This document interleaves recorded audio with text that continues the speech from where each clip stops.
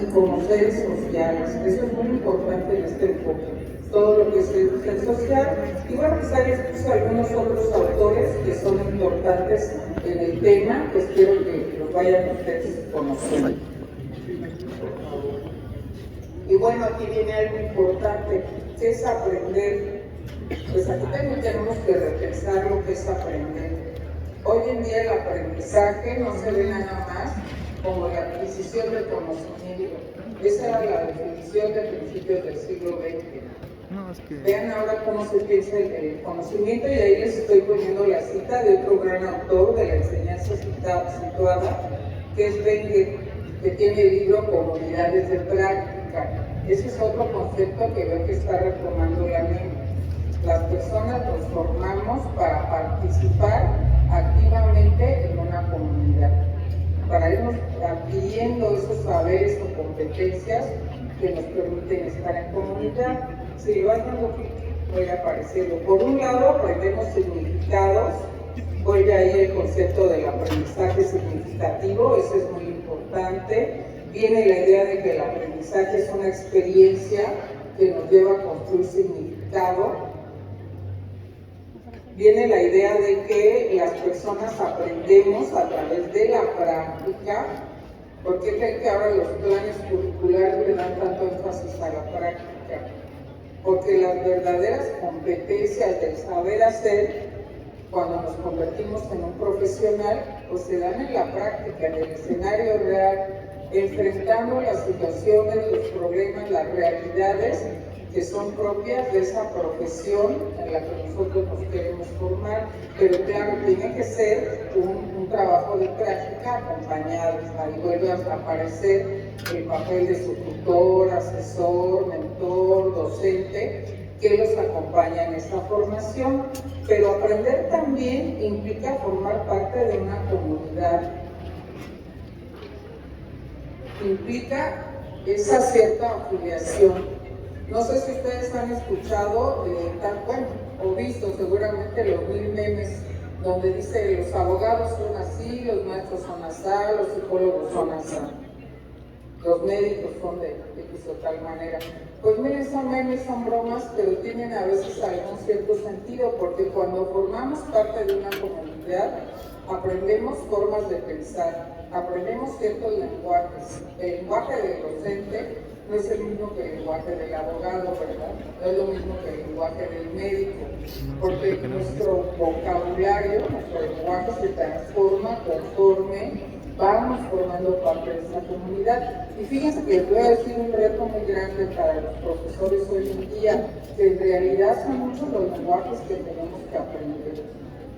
Hace rato escuchaba cuando hablaban de la experiencia que tuvieron en la educación multicultural, y bueno, ustedes saben que de mucho tiempo atrás se dice que los profesores deberíamos dominar no solo el inglés, que es importante porque esa es la llave al conocimiento externo. El artículo que les sugerí para ver los orígenes del enfoque está en inglés, es muy importante, ¿verdad? Pero también, ¿por qué no nuestras lenguas originarias?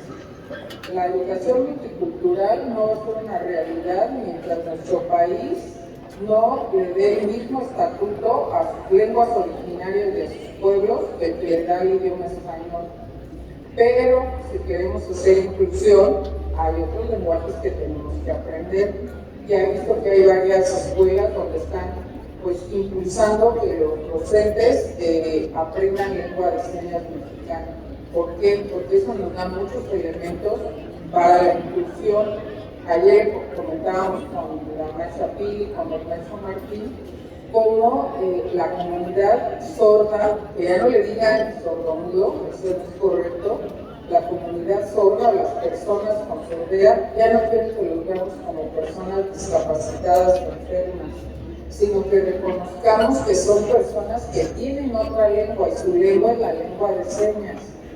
Y que nosotros como sociedad, para incluirlos, tenemos que sabernos comunicar con ellos.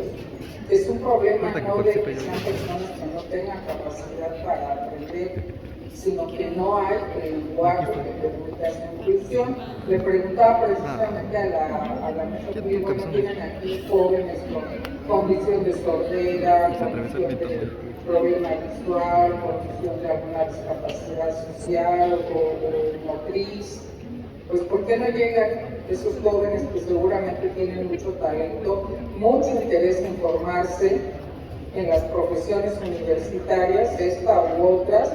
Pues porque el sistema educativo los va filtrando y al no haber esas posibilidades de inclusión, no llegan a la educación superior. Bueno, en nuestro país solo 3 de cada 10 llegan a la educación superior. Pues ya es un privilegio que hay que pues, retribuir.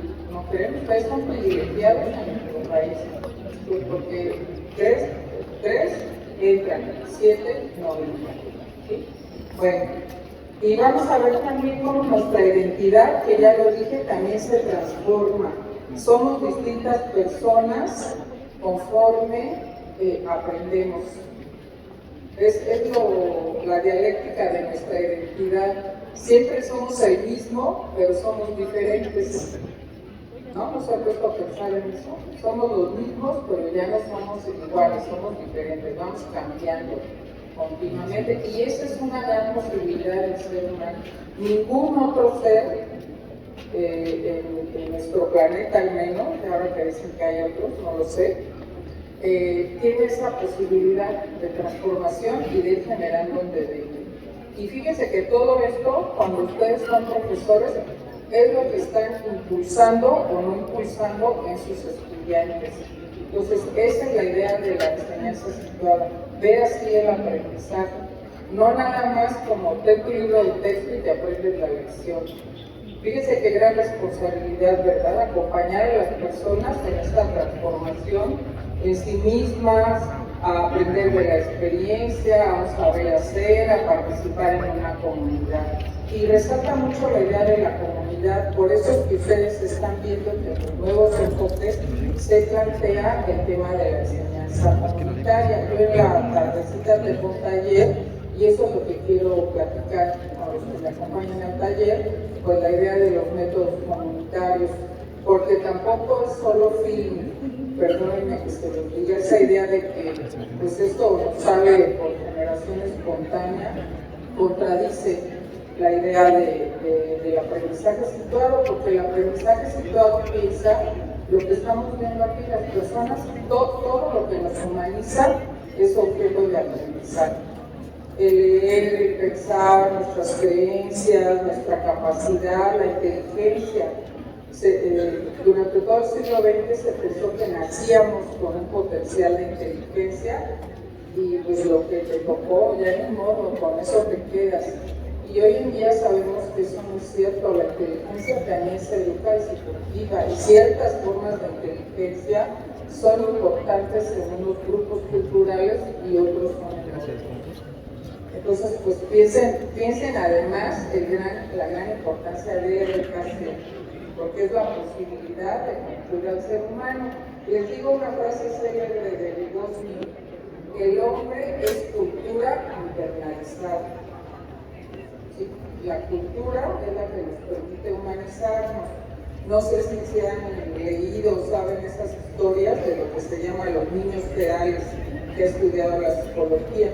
Niños que por X motivo han estado completamente privados de procesos de socialización o han estado encerrados por crueldad de los familiares en algún lugar y no han tenido contacto con nadie, o las historias muy raras pero que sí existen de chicos que crecieron pues casi como si fueran animalitos solos, ¿no? En algún bosque, en algún lugar abandonado. Cuando se les estudia no se han humanizado, casi nunca van a desarrollar lenguaje, no van a tener formas de socialización, los afectos como los conocemos tampoco los van a desarrollar. ¿Verdad? Entonces todas esas son las evidencias de esta teoría. A ver, aquí ya algo le pasó.